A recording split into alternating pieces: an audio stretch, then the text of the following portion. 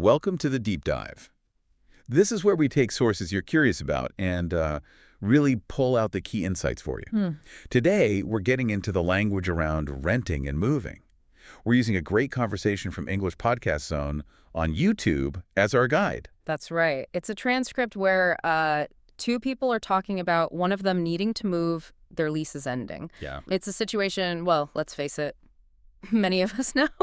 And their chat is just full of useful words and honestly some pretty interesting realities about moving. Exactly. And for you, our listener, someone who wants to really get a topic quickly and thoroughly, loves those aha moments, but hates feeling swamped. Right. Consider this your shortcut to understanding not just the words, but some of the bigger picture stuff around moving and renting. Okay, let's dive in. So the conversation, it jumps right in, doesn't it? It really does. One person just says, basically, my lease is up, I have to move. Yeah, no beating around the bush. Yeah. And the reason, the owner's selling the place. And get this, the plan is apparently to tear it down, to make way for a parking lot. Wow. Yeah, talk about a definite deadline. Right. It definitely brings a sense of urgency. You hear it straight away. And the immediate reaction from the friend is, oh, I can help you pack. It's nice. Followed very quickly by the realization, okay, got to find a new place ASAP. Which naturally leads to thinking about, well, maybe moving back home temporarily with the parents. That classic fallback. And this is where it gets quite interesting, beyond just the words. The difficulty they mention, finding a decent place locally. Oh, yeah. That really hits home, doesn't it? It's a real struggle for so many people. Absolutely. And then there's the practical side, putting things into storage. A very common step when you're between places or downsizing. Makes sense. And then comes that slightly unusual request. Yeah. Looking after pets. But not just any pets. A tarantula and a snake. You really couldn't make it up. It just shows how moving is always personal, sometimes a bit weird. Okay, let's zoom in on some key terms they use. First one, lease. They say, my lease is up. What exactly is a lease in this situation? Right. So a lease here is basically the rental agreement. It's the contract.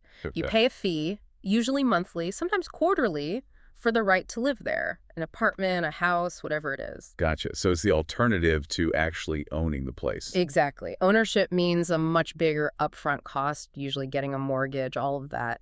Leasing is paying for use over time. And usually, with a lease, you might have the option to renew, right? What does that mean? Yeah, renew simply means to continue it, to extend the contract that you already have. Okay. So in this case, renewing the lease means staying longer under a new agreement or extending the old one, but the word itself, renew, it applies way beyond housing. Right. You can renew a magazine subscription, a gym membership, maybe even a work contract, anything with an end date that you want to continue. Ah, okay. That makes sense. It's quite a versatile word then. Then they talk about having to move in. Seems obvious, but what's the core meaning there? Move in is really about the physical act. Taking your stuff, your belongings, and actually setting up in the new place. Establishing your residence there. It's the moment you start living somewhere new. Pretty much, yeah. And before you can move in, you usually have to pack. Oh, definitely. Packing. That's the whole process of putting your things into boxes, suitcases, bags, luggage, whatever you need to transport them safely. The fun part. Or maybe not so fun. And finally, that common abbreviation expressing urgency, ASAP. ASAP. It just stands for as soon as possible. It's super common, really widely understood. Yeah, you see it in emails all the time. Exactly. Professional settings, emails, even just telling a friend, hey, I need that thing ASAP. It just means quickly, do it now or very soon. Okay, so those are some really core words. Good foundation. Now, what about some of the phrases? The first one, my lease is up. We talked about lease, but what about the up part?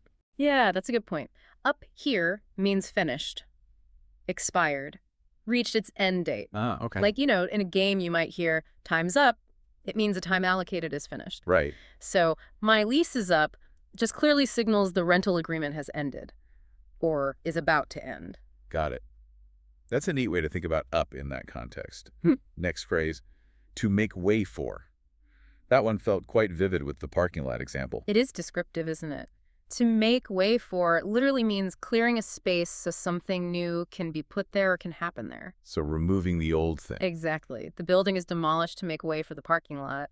The old thing goes, the new thing comes in. Okay. And the speaker in the source actually shared a personal story about their childhood home being torn down to make way for a bigger house, Oh, wow. which really underlines how common this is, in development, construction, old buildings, making way for malls, bigger buildings, infrastructure. It happens all the time. That definitely brings it to life. Okay. And the last phrase we picked out was the polite request. Would you mind? Yes. Would you mind? It's just a very courteous, gentle way to ask someone to do something for you, a favor. Softer than just saying, can you? Or do this. Much softer, yeah.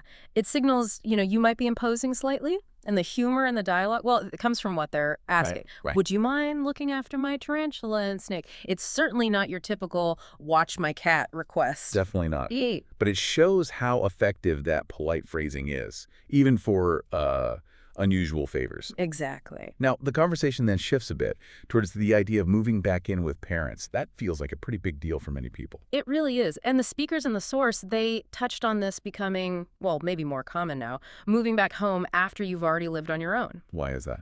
Well, they pointed straight at the economic pressures, the cost of renting. They mentioned figures like, $1,000 to $2,000 a month in some U.S. cities. And that's often for small places, maybe even shared apartments. Wow, yeah, that kind of money. Yeah. It really makes independence a challenge financially. It absolutely does. It throws that whole thing into sharp focus, doesn't it? The desire to be independent versus the sheer cost of it, the financial reality. Yeah. And it's interesting how culture plays into this, too. How so? Well, they noted that in the U.S., it's pretty common for young adults to aim to move out, say, after college. But in other places, they mentioned Shanghai as an example. Okay.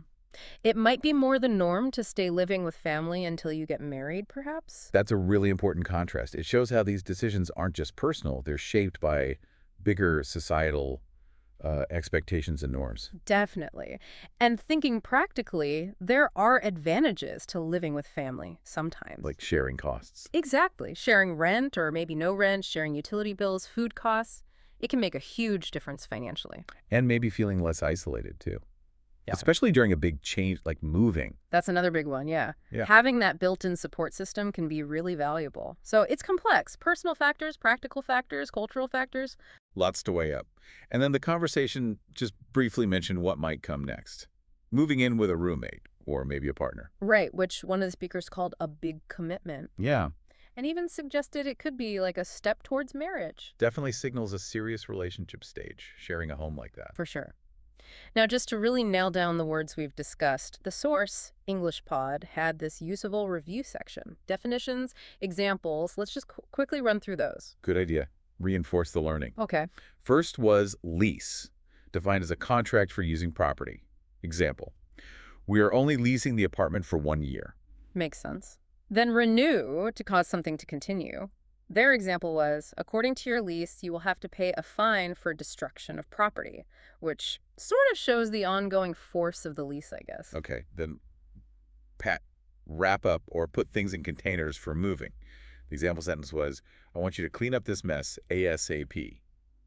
Interesting example. Yeah, it uses ASAP, but maybe it implies the organizing aspect, like packing, tidying up. Perhaps. Okay, next, storage. A place for storing goods. Their example. We are looking after my friend's dog this week. Again, not directly about storage space. Maybe the connection is temporary keeping, like you temporarily keep things in storage. Could be. Okay, look after means to take care of. Example. Can you look after my daughter while I'm away? That's clear. Yeah.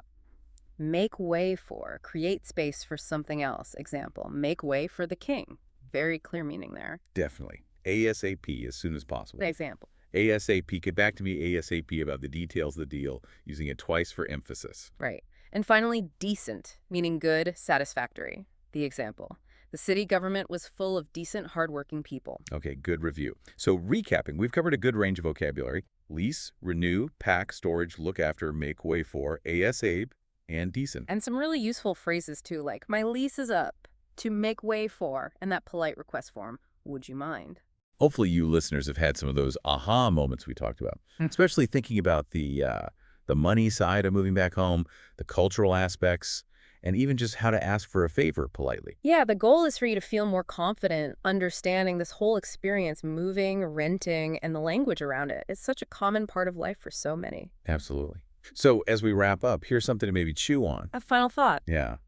With housing costs, especially in cities, seemingly always on the rise, how might that change our traditional ideas about timelines?